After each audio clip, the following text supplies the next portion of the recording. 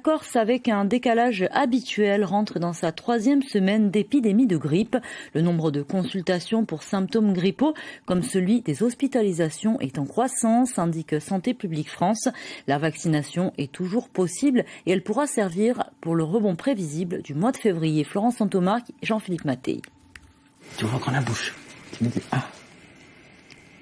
parfait, super. Ce matin, au cabinet médical de la Plaine de Péry, Stella, 5 ans, n'emmène pas large. Si elle n'a pas mal à la gorge, elle a mal aux oreilles, dans le dos et aussi un peu à la tête. C'est la grippe, comme le précédent petit patient. Sur les 10 derniers jours, un tiers de la consultation, ce sont des consultations pour des symptômes grippaux, c'est-à-dire de la fièvre, assez élevée, parfois 40.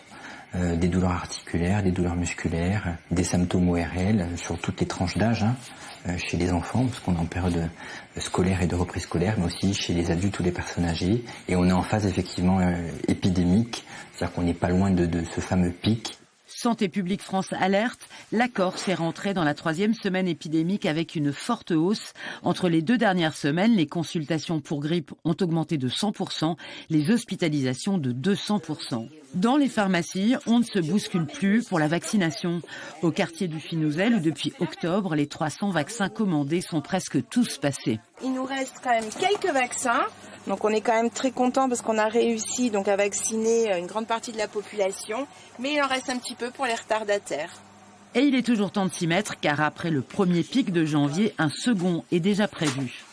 On a un deuxième rebond, du coup, au moment des vacances de février, par le fait des déplacements de population. Le vaccin étant efficace au bout de 15 jours, il n'y a pas de problème, il est encore temps de se faire vacciner si on est passé au travers de cette première vague. Pour la grippe, la Corse affiche le taux de couverture vaccinale le plus bas, hors outre-mer. L'écart se creuse ces dernières années avec près de 10 points, y compris pour les personnes vulnérables, âgées ou à risque, pour lesquelles la vaccination est remboursée à 100%.